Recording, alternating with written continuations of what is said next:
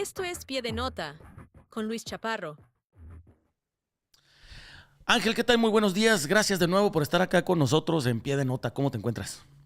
¿Qué tal, Luis? Buen día. Gracias por el espacio, ya sabes, acá, siempre dispuestos. Mil gracias, Ángel. Oye, ¿estás actualmente siguiendo el tema de la siguiente audiencia de Ovidio Guzmán López, el ratón? Lo retrasaron, estaba programada para ayer, la retrasan un poquito más y empieza la especulación de qué es exactamente lo que va a suceder. Muchos creen que va a ser una audiencia donde él va a empezar a hablar y va a empezar a decir qué tal político y tal narco y ta. ¿Qué es exactamente lo que podemos esperar de esa audiencia mañana, estimado Ángel? ¿Y por qué se habría retrasado un par de días? Sí, bueno, lo normal de este tipo de audiencias, y sobre todo al tratarse solamente de lo que llaman un cambio de declaratoria, es que va a llegar el acusado, que en este caso es Ovidio Guzmán López, el primero de los hijos del Chapo, que es doblegado allí en una corte estadounidense, ya con un acuerdo firmado. Esto quiere decir, probablemente incluso ya se firmó desde el martes, se firma 1 o 2 días antes de que lo formalicen ante la jueza, no tiene nada de malo, pero tienen necesariamente que estar ante la jueza y declararse culpables, es decir, ellos de su propia voz decir me declaro culpable, ¿no? Y eso es lo que va a pasar mañana. La jueza Sharon Johnson Coleman va a leer parte de este acuerdo, va a decir, ok, son 5 cargos, ¿no? Crimen organizado, tráfico de cocaína, heroína, marihuana, metanfetamina, posesión de armas de fuego y lavado de dinero. Pero el acuerdo es que, no sé, porque eso sí todavía no se sabe, pero pensemos que se declara culpable de lavado de dinero, que es, digamos, el más liviano y que le permitiría tener una sentencia reducida per se. Y el gobierno estadounidense acordó desestimar el resto de los cargos. Y lo que va a preguntarles, ¿está usted de acuerdo con el trabajo de sus abogados? En este caso es Jeffrey Lichtman, un especialista en este tipo de acuerdos. Representó, por supuesto, a su padre y ha representado a muchos otros narcotraficantes. Ovidio Guzmán le va a decir que sí, podría decirle que no, pero eso no va a pasar, le va a decir que sí. Y entonces va a proceder con la lectura a través de los cargos y él va a decir me declaro culpable, ¿no? Y va a establecer un calendario para que la fiscalía presente unos documentos en donde establece por qué va a pedir que su sentencia sea reducida. La defensa va a presentar un documento donde argumente por qué debería de tener esta sentencia reducida. Se establece un calendario para que se le sentencia y entonces digamos que ya sentenciado, además y una vez cumplida la condena, podríamos ver el potencial beneficio que va a tener el mexicano, ¿no? Lo más seguro, Luis, es que lo vamos a ver libre en territorio estadounidense, porque además Estados Unidos cobra caro ese tipo de colaboraciones, ¿no? Por supuesto que ya está hablando desde antes, ha colaborado, lo estará haciendo y lo va a seguir haciendo por mucho tiempo, Luis. Hay que pensar que probablemente se trata del colaborador que tiene Washington, el más poderoso, el más importante ahorita, ¿no? O sea, tiene todavía al hermano del Mayo Zambada, sí, claro que sí, tiene al Minilic, tiene muchos más, pero no tiene información actualizada como la que tiene Ovidio Guzmán y los contactos que tiene Ovidio Guzmán, además de que está su hermano, ¿no? Entonces, todo eso es lo que vamos a ir viendo. Probablemente sería muy interesante en ese intermedio entre que se declare culpable y llegue la sentencia, ver el documento que presente el gobierno estadounidense donde explique por qué va a pedir la sentencia reducida, porque al menos va a tener que decir nos ayudó para no ir a juicio o quizá incluso diga, pues nos ha ayudado a construir otros casos, ¿no? Y entonces ahí ya veremos formalmente que efectivamente se trata de un soplón del cártel de Sinaloa.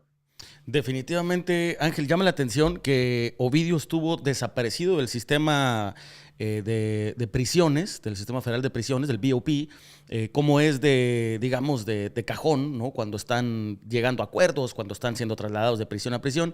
Y ayer volvió a aparecer Ovidio Guzmán en la prisión, digamos, a donde lo movieron para presentarse, ¿no? Tengo entendido que él estaba probablemente en otro lugar siendo detenido, lo mueven a esta prisión, vuelve a aparecer en el sistema federal de prisiones antes de presentarse ya a corte, ¿no?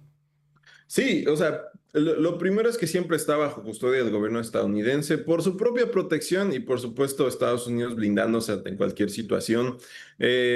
Probablemente lo trasladaron a la prisión que está ahí atrasito de la corte porque así va a ser más fácil este traslado que hace el cuerpo de Marshals de Estados Unidos, lo lleva a la corte siempre en custodia. No quiere decir que estuviera, por ejemplo, en una celda necesariamente o mucho menos en población general. Él debe de estar con protección especial por parte del gobierno estadounidense también, incluso dentro de la prisión. Y digo, eso responde también a estos procedimientos para llevarlo a la corte y después sacarlo de nuevo, ¿no? Es además una corte un poco diferente, por ejemplo, a la de Nueva York. Está en un lugar mucho más céntrico, con muchísimas personas. Vamos a ver mañana cómo está la seguridad. Un poco se trata de todos modos de un hijo de Chapo Guzmán, ¿no? Pero eso sí responde a esto, a la llegada de Ovidio Guzmán a la corte. Y también el cambio, por ejemplo, de fecha, que también se pudo haber especulado. Normalmente se trata de procedimientos administrativos para la jueza, por eso solamente se cambió un par de días. Sharon Johnson Coleman, que es la jueza, tiene como 6 o 7 eventos antes del caso de Ovidio. Son eventos rápidos de 10 minutos y el último es el de Ovidio. Así lo tenía el miércoles y así lo tiene el próximo viernes. Oye, Ángel, y otra cosa también es que en su momento Jeffrey Lichtman solicitó unificar los dos casos de los dos hermanos Guzmán López, hacerlos prácticamente un caso o llevar los dos casos bajo una misma línea, ¿no? De representación legal. Sin embargo, de Joaquín no hemos escuchado todavía porque a ver, de Ovidio vimos el documento que se ingresa primero donde se dice, mi cliente quiere cambiar su declaración de culpabilidad. De Joaquín no hemos escuchado nada. Se espera que Joaquín esté también en este mismo combo de acuerdos de culpabilidad, está negociando otra cosa. Qué es lo que ves tú en el caso de Joaquín particularmente? Porque me parece a mí, no sé si a ti, Ángel, más interesante todavía que el de Ovidio, porque fue Joaquín el que se trajo al Mayo Zambada a territorio estadounidense. Sí, bueno, acá lo que hace el abogado, digamos, es para facilitar sus trámites. Sin embargo, se van a seguir metiendo por separado a la corte. Hay que recordarlo desde el inicio. Hay una acusación general que incluye al Chapo Guzmán, al Mayo Zambada, a su hijo, a los gemelos Flores, a otros operadores del cártel de Sinaloa y a los Chapitos. Después presentan algo que se llama acusación ampliada o superseding indictment, perdón, que es donde acusan solamente a los Chapitos. Ahí está Joaquín Guzmán, ahí está Ovidio Guzmán, está Iván y Jesús Alfredo Guzmán Salazar también.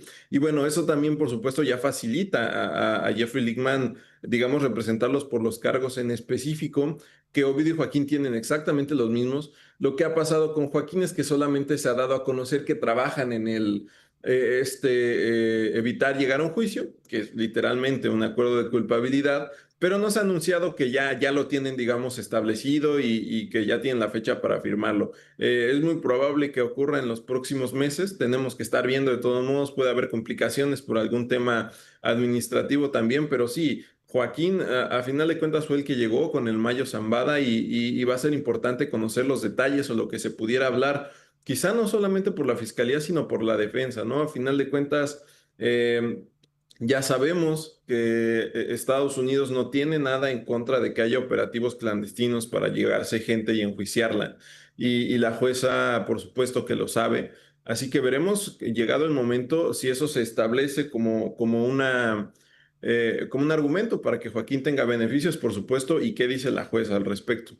Ahora hay dos figuras en Estados Unidos, una que es la de testigo cooperante, que es donde están personajes como el Rey Zambada, el hermano del Mayo, que digamos no le cambian identidad, no, bueno, son unos beneficios un poco distintos. Y luego está el testigo protegido, que sería, por ejemplo, el Vicentillo, que a él sí le cambian identidad, nombre, lo reubican, etcétera, etcétera. Y los dos tienen responsabilidades distintas. Creo que el cooperante es voluntariamente, va a corte, él puede decir que no a ciertas cortes que tengan que aclarar. Y el testigo protegido forzosamente tiene que estar presentándose a lo que le llame el gobierno de Estados Unidos. Se espera, Ángel, en lo que tú has visto, tú has seguido cortes muy de cerca en Estados Unidos de personajes de muy alto nivel y otros de no tan alto nivel, pero de mucha importancia en el cartel. ¿Tú esperarías que tanto Joaquín como Ovidio estén ya dentro de un programa, ya sea de testigos protegidos o de testigos cooperantes? Sí, probablemente lo están. Es altamente probable, aunque no está verificado ni confirmado de alguna manera. No va a ocurrir que se va a confirmar porque sería un balazo en el pie para cualquier autoridad. Es una cuestión como muy obvia en ese aspecto, pero lo más probable es que sí.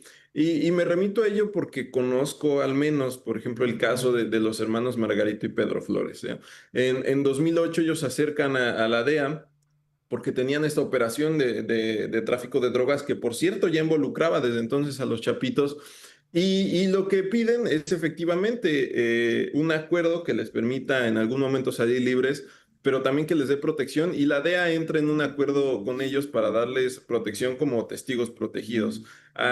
Ellos eran personas de menor importancia, digamos, a diferencia de los chapitos, con un nombre no tan relevante, no eran tan conocidos, así que por supuesto que Ovidio y Joaquín van a tener una protección mucho mayor o al menos similar a la de un programa de protección de testigos. Ya después se formalizará mucho más, por ejemplo, sus obligaciones para declarar. Eh, Todo dependerá también de lo que ellos decidan, por supuesto, pero claro que en la mesa debe de estar el ser parte de este programa de protección a testigos, que puede ser también de cualquier agencia, ¿no? En el caso de los hermanos era la DEA, aquí probablemente sea HCI o incluso el FBI. Correcto, sí, entiendo que el FBI es el que traía el caso al menos de Joaquín y del Mayo Zambada, probablemente son ellos. Por último, Ángel, a ver, ahorita casi todo el cártel de Sinaloa está en Estados Unidos. Hay 3 operadores principales, digo, hay seguramente muchos más operadores, pero digamos de liderazgo está Iván, Alfredo, y está el Mayito Flaco operando en México. De ahí en más están 2 de los hermanos Guzmán. Está el Chapo, está el Mayo, está el Rey, está el Minilic, está García Luna, eh, y una lista más grande pues está el Güerito Canovio. O sea, hay de todo para armar el rompecabezas completo de qué es lo que estuvo haciendo el cártel de Sinaloa por los últimos 50 años. Y eso lo tiene Estados Unidos. Entre esto, Ángel, ¿tú crees que vamos a poder ver o leer entre líneas qué tan metido ha estado el gobierno mexicano de las distintas administraciones con esta gente? Sí, ahí anda también en INI, por ejemplo, ¿no, El Luis? Nini, sí, claro. Y lo más probable es que sí lo veamos, quizá no este año, quizá no el próximo año. Además, tratándose de un tema político, probablemente con algún cambio ahí medio radical de administración, porque va a pasar como Genaro García Luna, ¿no? Tampoco quieren ahí azotar las aguas en materia diplomática, así que probablemente veamos incluso judicializaciones de carpetas en contra de funcionarios mexicanos ya después o cuando estos dejen el cargo, ¿no? Claro que Estados Unidos tiene ahí en la mira al gobernador de Sinaloa, por ejemplo, a Rubén Rocha. Las autoridades, tanto mexicanas y estadounidenses, saben que ningún cártel opera sin la protección de las autoridades y las autoridades locales son las primeras en la fila. Así que, bueno, se va a hacer ahí con calma.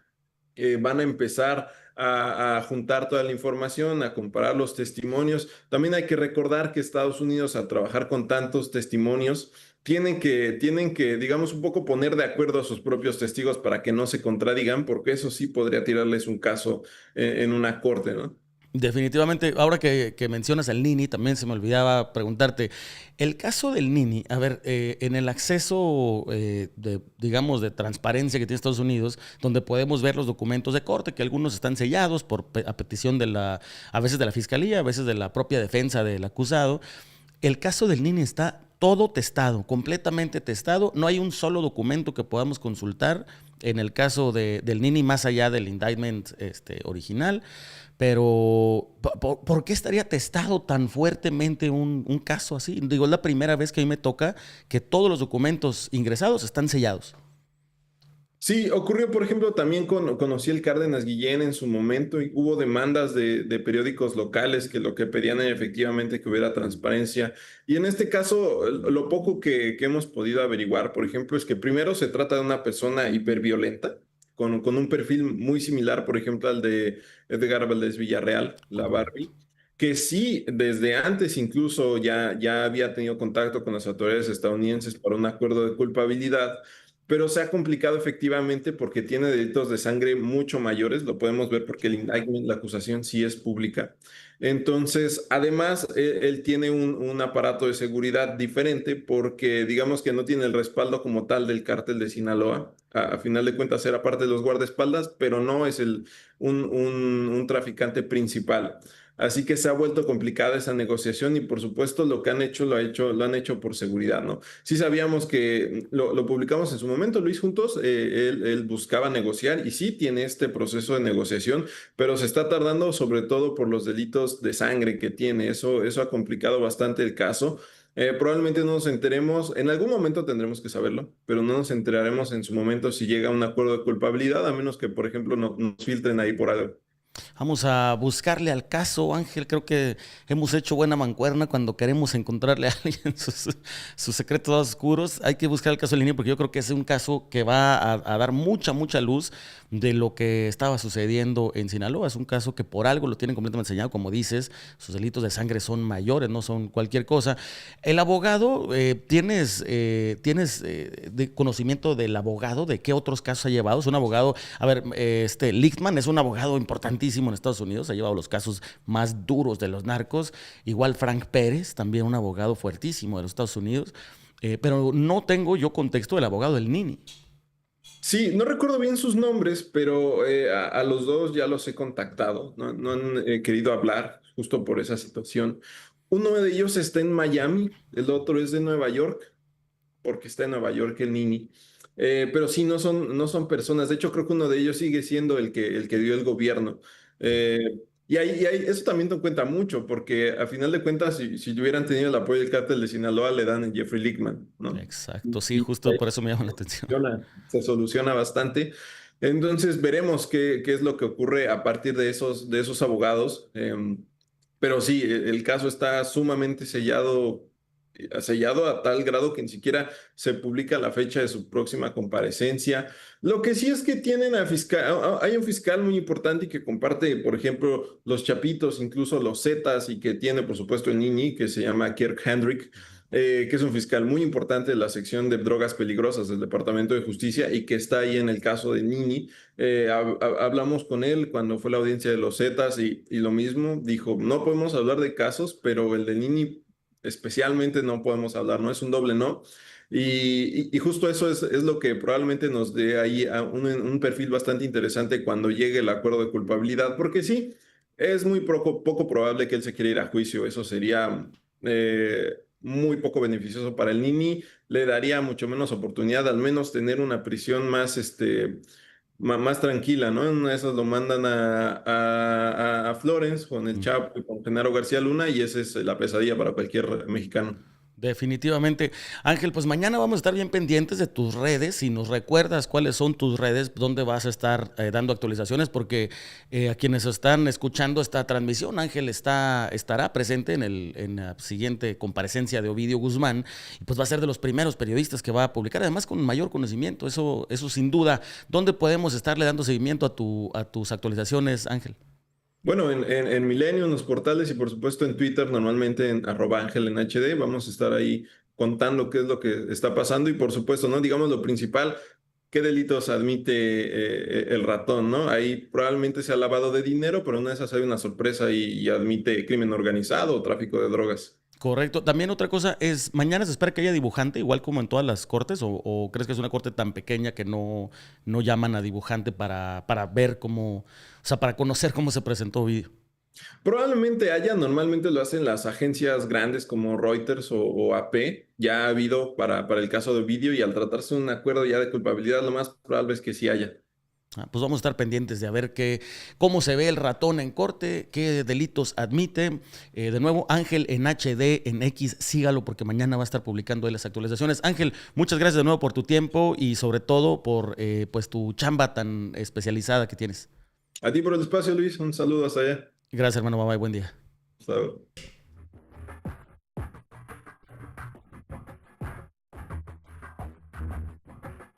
Esto es Pie de Nota.